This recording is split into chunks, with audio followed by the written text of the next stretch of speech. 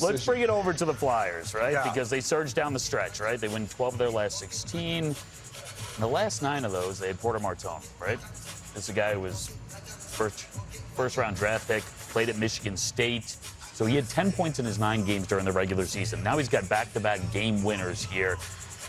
And I think we were looking forward to him, and we knew he'd do some things. Did you know he'd be able to do all of these things this quickly? I didn't know, and I didn't think so. I mean, the jump from college to the NHL is still a big jump, and I spent the day talking to Fasty and Nighty, the coaches there at Michigan State. And these are some of the things that he worked at. This video is running a little bit quicker than I was anticipating, but I'm going to try to play catch up here. As shot mentality, you know, when he first got to Michigan State, he wasn't thinking shoot the puck. He was thinking, let's make plays. And then strength. When we first got there, he was playing too upright, wasn't bending his knees. The year goes on, bending his knees, being more physical. Now, reading plays, to play for Coach Rick Tocchet, you guys know he's got to be really strong defensively. So the first example there, poor angling. The second example, even better angling. But this is the most important piece right here, boys. On the force plate jump, this is what he did. When he came in August, his vertical is 18.32 inches. In February, 21 inches, Biz.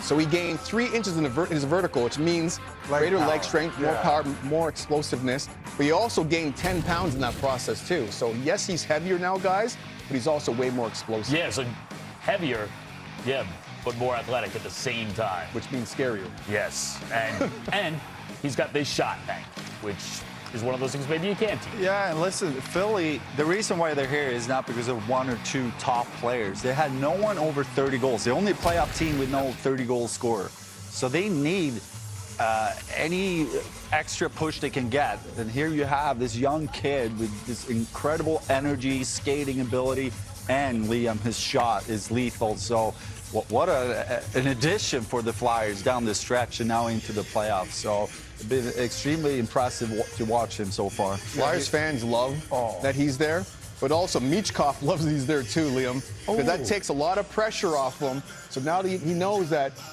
post-Martone is in the building, and the Flyers now, Biz, are better now. Yeah, and I think ultimately he's being rewarded with ice because he's a responsible 200-foot player. And I missed the joke. I was ready to tee it up there, but we'll get back to it. But just from when he came over, I mean, the responsibility, you saw that one play he made in the regular season when he picked it off the wall in the Z zone, and it was a quick one touch to the middle, and Dvorak went down and scored that goal. So right there, you saw his defensive instincts and way he could play a 200-foot game.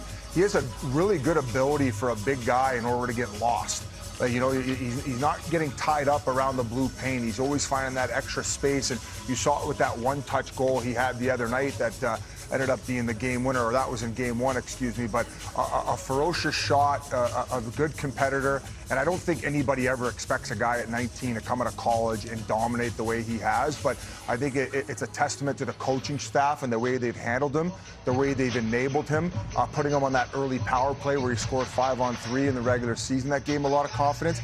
And also going back to the first game of the series, they have a lot of young guys in this lineup, and you're going into a hostile environment like Pittsburgh in the Battle of Pennsylvania, and he starts that Sean Couturier line with Glenn Denning and Hathaway. And I really think with the physicality that they brought in game 1, I believe a career high in hits in the postseason for Couturier, it really calmed down these young guys in the lineup who didn't have that experience, and they fed off of that, and they've been rolling since. So a credit to the whole team right now, up 2-0. What are the chances of putting that backhand shot, Biz, if you had that opportunity? Like, that was a tough play for Martone. People think, oh, he's got the empty net, but cradling that off of a rebound and just one-touching that clean into the net, mine would have hit that same kid who was chirping Hank at 10 years old right in the front teeth.